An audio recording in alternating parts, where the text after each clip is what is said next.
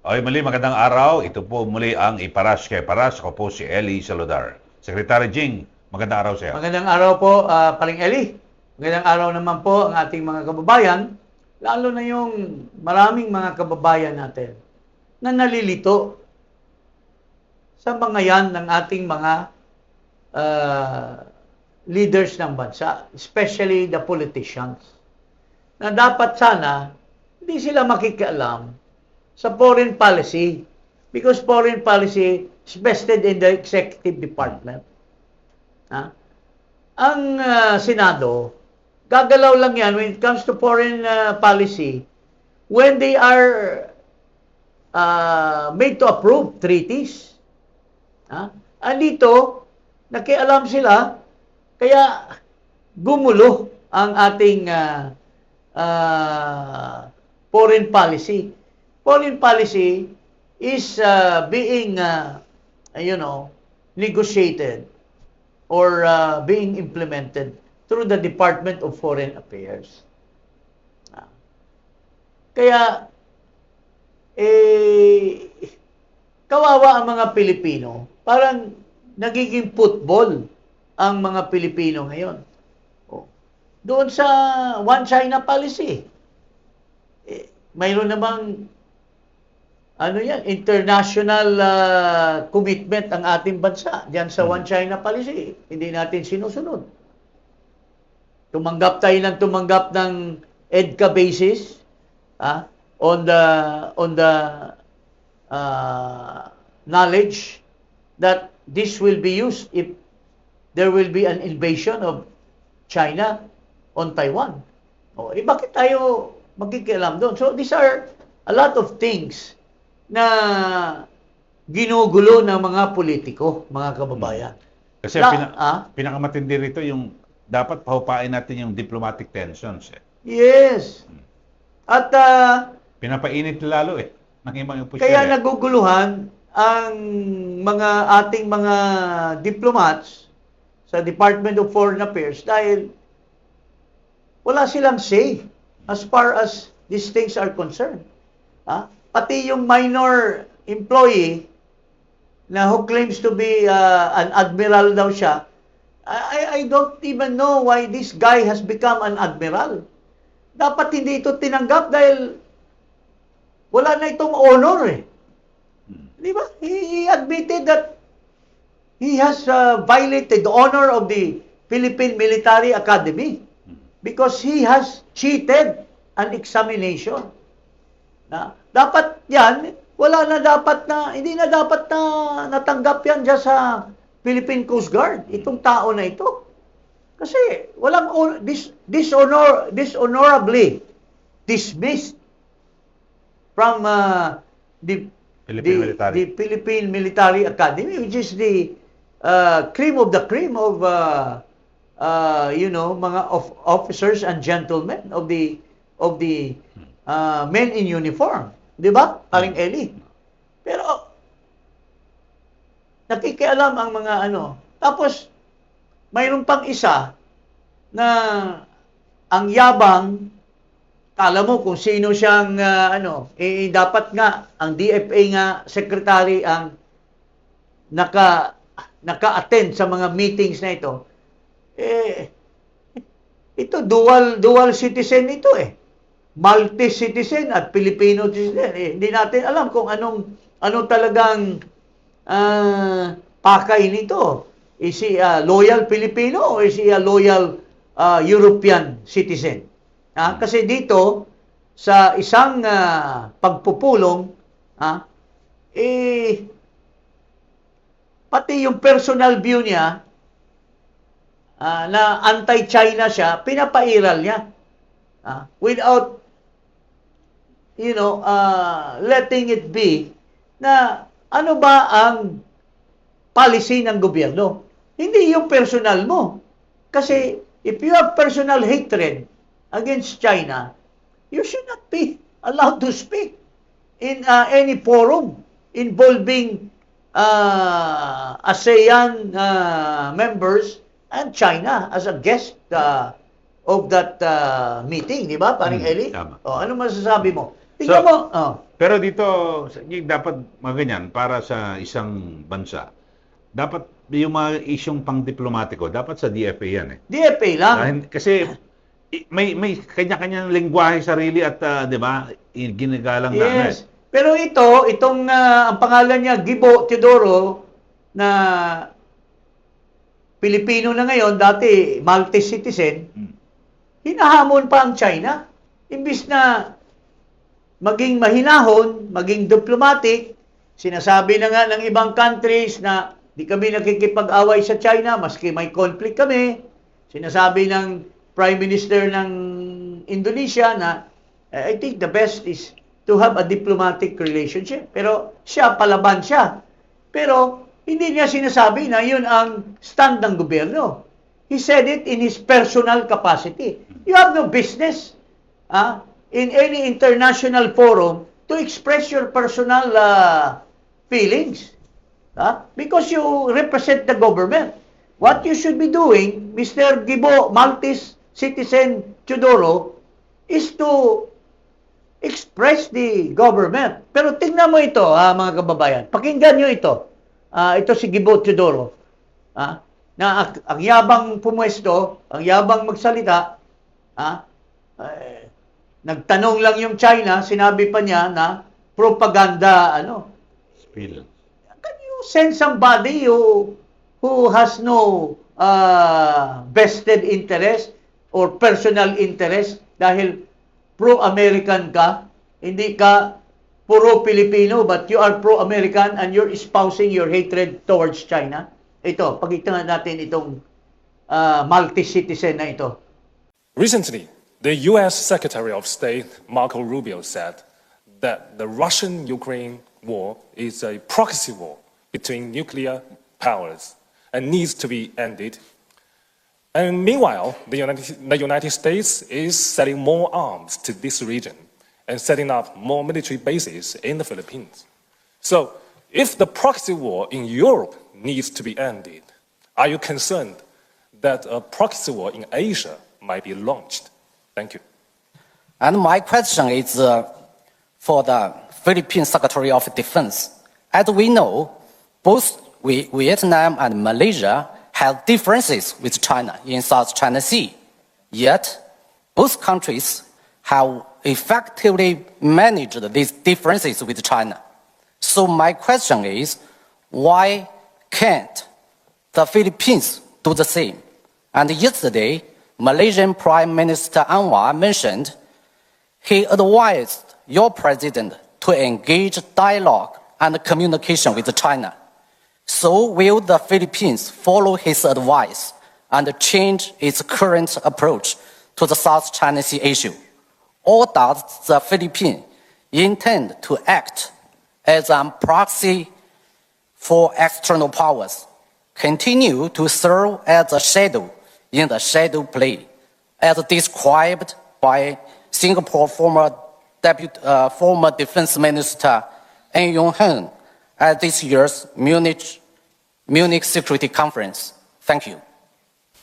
I shall address you collectively.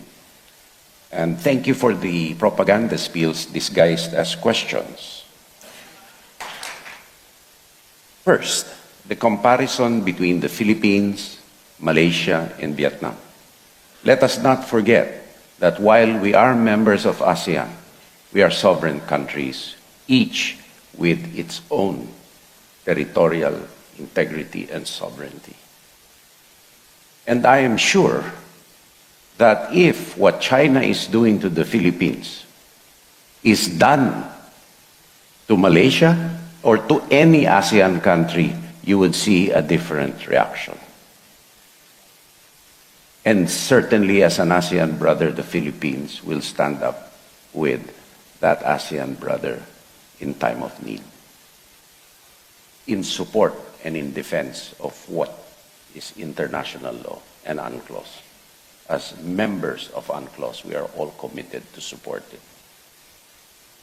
On the dialogue with China, unfortunately, in my personal opinion, the fact that the question was asked in the way it does it engenders a deficit of trust in China's words vis-à-vis its actions.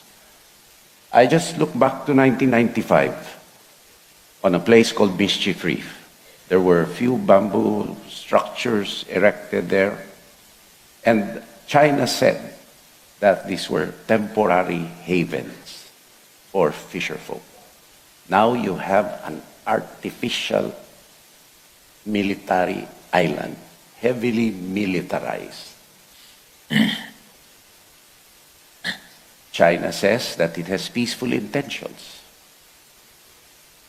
Why does it continue to deny the Philippines its rightful provenance under international law and UNCLOS?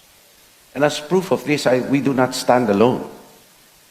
No country in the world supports the 9-dash line claim of China, or the idea that waters within this 9-dash line are internal waters of China. Several countries in the world, no less than 50, have joined the Philippines in condemning China's behavior in the South China Sea. None have agreed with China, and none has condemned the Philippines for standing up against China in the face of a threat to its territorial integrity and sovereignty, for which I thank the members in this chamber right now for your support. And thus, for dialogue to be effective, it must be coupled with trust. And China has a lot of trust building to do to be an effective negotiating partner in dispute settlement.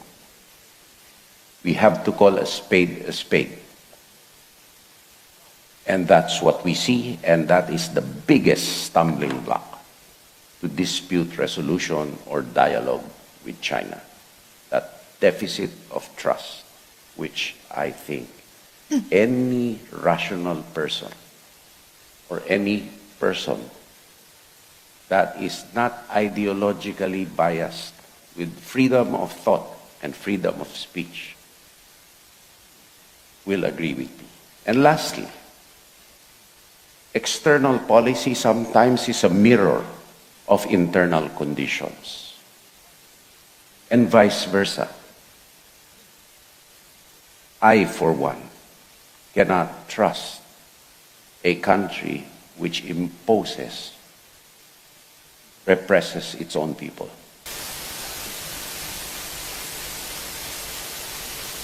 I hope I have answered the propaganda to the satisfaction of everyone in this room.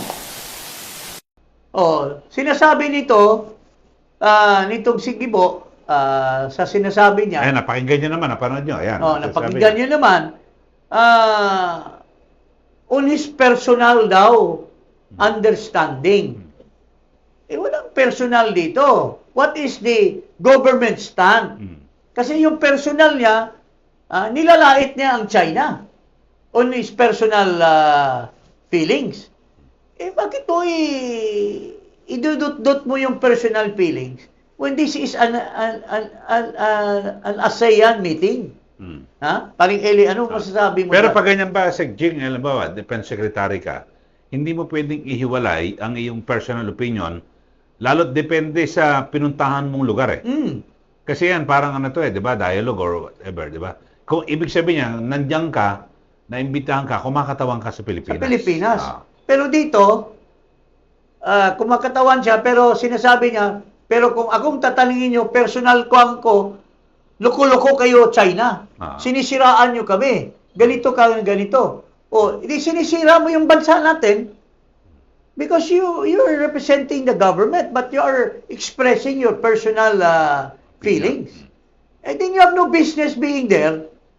Dapat, kung wala kang sasabihin na matino para sa gobyerno, mag-scrum ka. Don't be part of the delegation. Let the Department of Foreign Affairs, who is tested in diplomatic relationship, at hindi ka lang China ang kausap mo. May mga ibang countries doon. Ano kayang nagbubulong-bulungan sila? Ano ba itong tao na ito? Palaban. Pero he's speaking his personal feelings. He represents the government Nakakahiya ka, Mr. Multi-citizen. Di ba, paring Eli? Pero kasi dito, yung issue dyan talagang masalimot at hindi lang tayo ang claimant dyan. Ang dami. Dami. Disputed islands, so yung sa Spratlys. Tapos napakarami. sinasabi niya, kung parang he was speaking in behalf of the Malaysian and the Vietnamese. Sabi niya, kung kayo, Malaysia at Vietnam or any other country, kung alam nyo lang ginawa ng China sa amin, he was very presumptuous.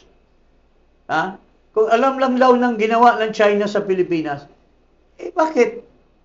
How can you speak in behalf of Malaysia and the other countries as their personal as their relationship or yung kanilang disagreement with China?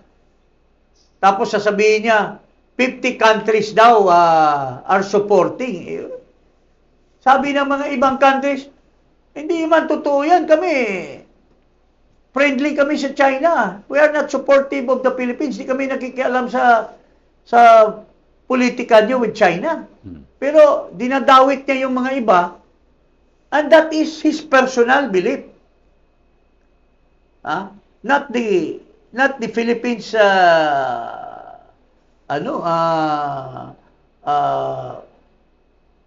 stand on the matter, di ba?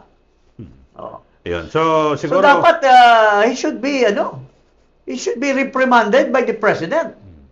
This Gibo Maltis Teodoro. 'Di ba? Paring Eli. Yes, kaya ngayon parang nagkakaroon ng mas lalong umiinit at nagugulo itong issue. Dapat ipaubaya lahat DFA. Kasi yung maging mga politiko natin dapat hindi nakikialam dito. Tapos sinabi pa ni Pangilinan doon sa debate nila kay Tano, na pati daw ang Department of National Defense sumasang-ayon daw sa ginawa ni Tariela. Kasi parehong pro-American ito si Gibo at saka si Tariela, they are pro-American. Mga amboy yan So, dito ay siguro mas maganda wag na makialam yung mga politiko. Wala na. Pabayan na, DFA na lahat. Pabayan na sa DFA yan. Sa mga presidenteng dumaan, si FBR, si even Noynoy. Kaya nga tayo naisahan ng China dahil yung si Del Rosario naniwala doon sa mga kano. Nung sinabi na okay na sa kano na aalis ng China, alis din tayo. Nagoyo siya, hindi umalis yung China, hindi na take over yung Scarborough. Tayo lang umalis. Pero that was the right thing, except that we have a stupid, may he rest in peace, we have a stupid Secretary of National Defense. And there was a stupid senator na nakialam, na envoy daw siya ni Noynoy Aquino. Pati si Enrile, iniinsulto niya na napaka-experience ni Enrile. So, these are the things that went on in the past. Pero, what prevailed is always the Department of Foreign Affairs. Talaga ang nakikialam. People like Romulo, si Carlos P. Romulo Jr., yung sila Yasay. These are people na may guts. Si Alan. Cayetano mismo, naging foreign secretary. So, yun ang namumuna. Walang Department of National Defense na makikipagdaldalan doon sa mga diplomatic gatherings like that. Paring Eli. Yes, at siguro dapat talagang mangibabaw din dito yung interest ng mamamayan, lalo na yung mga maapektuhang Pilipino kung sakasakali, di ba? Can you imagine, personal mo na na nasa utak mo yung personal hatred mo against China because you're pro-American, tapos iinsultuhin mo yung China in a forum attended by so many other countries. Di ba, nakakahiya ka? Ha? Ang yabang pa na magdadaldal. Oh. Hindi siya diplomatic eh. Ininsulto pa niya by saying na propaganda daw or ano. You can say it in so many words without insulting any country for that matter if you are in the international arena. Di ba? Tama. So, yun ho mga kababayan, at siguro pinakamainam din na maging maingat ho, di ba? Yung bawat, mismo yung si Pangulo, di ba? Gusto na ideklara Tapos persona pare, non grata, di ba? ang masama nito, i-call mo yung attention nitong mga luko-luko na ito ng mga politiko at mga mga pseudo na hindi naman dapat sila ang makipag-usap kundi ang DFA. Lalabas pa ngayon na pro-China ka. Kinukol mo lang yung attention nila na mali ka pare. Hindi yan ang foreign policy ng gobyerno. We are a friend of everyone, an enemy to none. Pero you are creating enemy by your insults, by your statements. So lumihis ka sa policy ng Pangulo mo. Di ba? Ayun. So tapos sasabihin, pro-China yan eh. Ni anino ng any Chinese embassy official or any Chinaman na nakipag-usap tayo, wala tayong nakakausap na isang Chekwa na pero nagpa-dinner yung Chinese embassy na pumunta. nagpa-dinner yung Chinese embassy eh. Pati yung First Lady, pati yung isang suspended ng Korte Suprema. Pati may mga senador doon, ha? Pati mga senador. Nakikikain ng tikoy. Lalo na ngayon. Tira ng China, pero pagdating sa bahay nila, sabihin sa katulong, magluto ka nga ng tikoy. Maraming regalo ng tikoy dyan sa kusina natin. Walang hiya. Okay. Yan lang po mga kababayan. At huwag kalimutang mag-subscribe dito po sa Iparash kay Parash. At i-click ang notification bell. Maraming salamat po. Magandang Maraming araw. salamat. Magandang hapon.